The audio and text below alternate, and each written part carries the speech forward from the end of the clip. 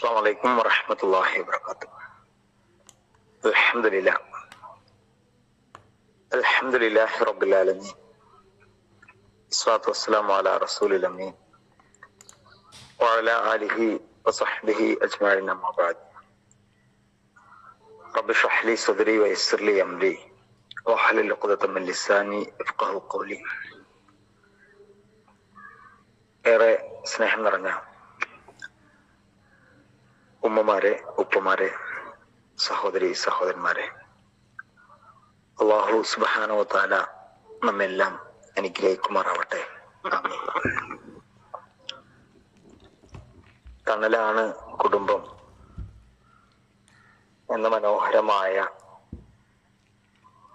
ഒരു സന്ദേശം കേരളീയ സമൂഹത്തിൽ വ്യക്തികൾക്ക്, കുടുംബങ്ങൾക്ക്, സമൂഹങ്ങൾക്ക് ഇസ്ലാമിക പ്രസ്ഥാനം ഓർമ്മപ്പെടുത്തിക്കൊണ്ടിരിക്കുന്ന ഒരു സന്ദർഭമാണ്. കുടുംബം തണലാവണം എന്നല്ല, തണലാണ് എന്ന് തന്നെയാണ്. പരിശുദ്ധ ദീൻ ഒരു വിശ്വാസിക്ക് തണലാണ്. അള്ളാഹു ഒരു വിശ്വാസിയെ സംബന്ധിച്ചിടത്തോളം അവന്റെ സംരക്ഷകനാണ്. അള്ളാഹു സംരക്ഷകനാകണം എന്നല്ല. ദീൻ മുറുകെ പിടിച്ച് ജീവിക്കുന്ന ഒരു വ്യക്തിയെ സംബന്ധിച്ചിടത്തോളം മറ്റെല്ലാ പ്രതിബന്ധങ്ങളും അവനൊരു പ്രശ്നമല്ലാതായി മാറും എന്നതാണ് അടിസ്ഥാനം. ഇവിടെ പരിശുദ്ധ ഖുർആനും പ്രവാചക അധ്യാപനങ്ങളും നമ്മളോട് പറയുന്നത് ഒരു മനുഷ്യന്റെ ജീവിതത്തിന് ചില ലക്ഷ്യങ്ങളുണ്ട്. അവൻ ഈ ഭൂമിയിൽ നിർവഹിക്കാൻ ചില ഉത്തരവാദിത്തങ്ങളുണ്ട്. അതിനു മുമ്പിൽ ഏറ്റക്കുറച്ചിലുകളോടെ വന്നു പോകുന്ന പലതും ജീവിതത്തിൽ അതിനെ ഒരു പ്രശ്നമായി നിങ്ങൾ കാണേണ്ടതില്ല. അത് പലർക്കും പല രീതിയിൽ വന്നു പോകും. നമ്മൾ വ്യക്തിപരമായി മനസ്സിലാക്കേണ്ടത്, നമുക്ക് അള്ളാഹു നിശ്ചയിച്ച ആയുസ്, ഒരു ദിവസത്തിൽ അള്ളാഹു തീരുമാനിച്ച സമയം, അതിന് ചില ചിട്ടകൾ ഉണ്ടാവണം എന്നതാണ്. രണ്ടാമത്തെ കാര്യം, നമുക്ക് അള്ളാഹുവോട് ചില ബാധ്യതകളുണ്ട്. ആ ബാധ്യതകൾ നമ്മൾ കൃത്യമായി നിർവഹിക്കണം എന്നാണ്. മൂന്നാമത്തേത്, നമുക്ക് ജീവിക്കാൻ സാമ്പത്തികമായ പിന്തുണ അനിവാര്യമാണ്. അതിന് ഹലാലായ ചില മാർഗങ്ങൾ ഉണ്ടാവുക എന്നതോടൊപ്പം തന്നെ അതിനും ചില മാനേജ്മെന്റുകൾ നമ്മുടെ ജീവിതത്തിൽ വളരെ അത്യാവശ്യമാണ്. ഞാനിതിങ്ങനെ പറഞ്ഞത്, സമാധാനം, തണൽ എന്നൊക്കെ പറയുന്നത് പണം കൊടുത്ത് വാങ്ങിക്കാവുന്നതോ ഒരാൾ എപ്പോഴും നമ്മുടെ കൂടെ നിന്നത് കൊണ്ട് നമുക്ക് നേടിയെടുക്കാൻ സാധിക്കുന്നതോ അല്ല. മറിച്ച് നമ്മൾ നമ്മിൽ തന്നെ രൂപപ്പെടുത്തേണ്ട ഒന്നിന്റെ പേരാണ് സന്തോഷം, സമാധാനം എന്നൊക്കെ പറയുന്നത്. ഒരു ഹദീസ് ഈ സന്ദർഭത്തിൽ ശ്രദ്ധയിൽപ്പെടുത്താൻ മാത്രമാണ് ആഗ്രഹിക്കുന്നത്. അള്ളാഹുവിന് ഏറ്റവും ഇഷ്ടപ്പെട്ട 3 കാര്യങ്ങൾ. ഒരു സഹാബി വളരെ പ്രതീക്ഷയോടെ റസൂലുള്ളാഹി സ്വല്ലല്ലാഹു അലൈഹി വസല്ലമയോട് ചോദിക്കുന്ന ഒരു ചോദ്യമാണല്ലോ, അള്ളാഹുവിന്റെ പ്രവാചകരെ, അള്ളാഹുവിന് ഏറ്റവും ഇഷ്ടപ്പെട്ട കർമ്മം ഏതാണ്? ഇവിടെ അള്ളാഹു പറയുന്നത് അസ്സലാത്തു അലാ വഖ്തിഹ, നമസ്കാരം അതിന്റെ സമയത്ത് നിർവഹിക്കലാണ്. ഞാൻ ഇപ്പോൾ എന്റെയും നിങ്ങളുടെയും മനസ്സിലേക്ക് കൊണ്ടുവരാൻ ആഗ്രഹിച്ചത് നിസ്കരിക്കുക എന്നതല്ല. നമസ്കാരം എന്നത് ഒരു മനുഷ്യന്റെ മനസ്സിന് ദാഹം തീർത്തവന്റെ സംതൃപ്തി ലഭിക്കുന്ന ഒരു അനുഭൂതി ഉണ്ടാകണമെന്നാണ്. അതിനെന്തൊക്കെയാ വേണ്ടത്? നമസ്കാരം ഭക്തിയോടെ, നമസ്കാരത്തിൽ ചൊല്ലുന്ന പ്രാർത്ഥനകൾ ഹൃദയ സാന്നിധ്യത്തോടെ, ധൃതി ഒഴിവാക്കി അല്പം ആശ്വാസത്തോടെ അതിന്റെ സമയത്ത് നിർവഹിക്കുമ്പോഴാണ് അത് ലഭിക്കുക.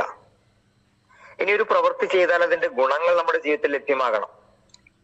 ഇന്ന സ്വലാത്ത തൻഹാനിൽ ഫഹ്ശായി വൽ മുൻകർ, എല്ലാത്തരം തെറ്റിൽ നിന്നും അതുപോലെ തന്നെ മ്ലേച്ഛതകളിൽ നിന്നും നമ്മുടെ ശരീരത്തെയും മനസ്സിനെയും തടയാൻ നമ്മുടെ നമസ്കാരത്തിന് കഴിയണം. അങ്ങനെ ബലമുള്ള ഒരു നമസ്കാരമാകണം.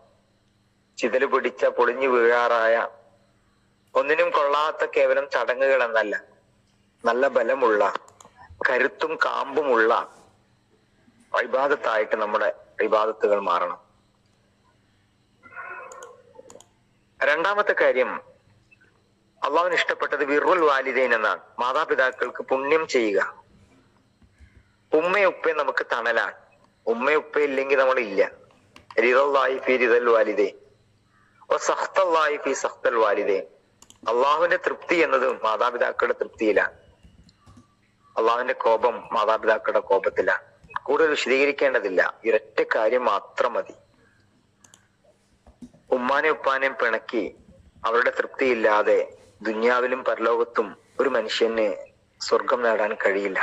നമ്മുടെ കുടുംബത്തിലെ ഏറ്റവും പ്രധാനം നമ്മുടെ മാതാപിതാക്കളാണ്.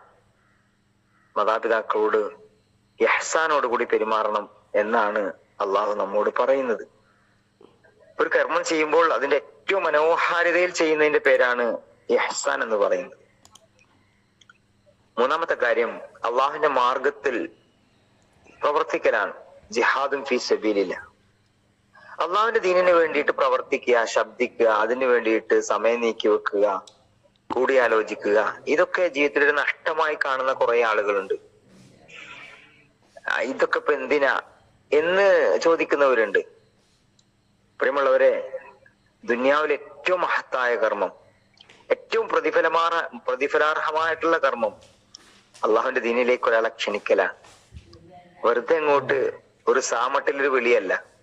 എങ്ങനെയാണോ ഈ കാലത്ത് ദീനിനു വേണ്ടി പ്രവർത്തിക്കേണ്ടത് ആ രീതിയിൽ കൂടിയാലോചനയിലൂടെ ഒരു സംഘടനാ സംവിധാനത്തിലൂടെ പ്രവർത്തിക്കുന്നത് അള്ളാഹുവിന് ഏറ്റവും ഇഷ്ടപ്പെട്ട കാര്യമാണ്.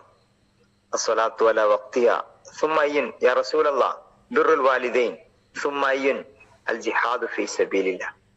ഞാൻ ഈ മൂന്ന് കാര്യങ്ങൾ എന്റെയും നിങ്ങളുടെയും ശ്രദ്ധയിൽപ്പെടുത്തിയത് നമ്മുടെ ജീവിതത്തിന് ഒരു ചട്ടക്കൂട് ഉണ്ടാവണം, നമ്മുടെ ജീവിതത്തിന് ഒരു മാനേജ്മെന്റ് ഉണ്ടാവണം, നമ്മുടെ ജീവിതത്തിന് ഒരു സ്ട്രാറ്റജി ഉണ്ടാവണം. അതിൽ പ്രധാനം അള്ളാഹുവാണ്. അള്ളാഹുവോടുള്ള ബന്ധത്തെ ഓർമ്മപ്പെടുത്തുന്നതാണ് മനോഹരമായ നമസ്കാരം. നമ്മുടെ കുടുംബത്തിൽ ഏറ്റവും പ്രധാനമാണ് നമ്മുടെ മാതാപിതാക്കൾ. അതിനുശേഷം നമുക്ക് ഏറ്റവും കൂടുതൽ ബാധ്യതയുള്ളത് നമ്മുടെ സമൂഹത്തോടാണ്. ആ ബാധ്യതാ നിർവഹണമാണ് ഇസ്ലാമിക പ്രവർത്തനത്തിലൂടെ നമ്മൾ നിർവഹിക്കുന്നത്.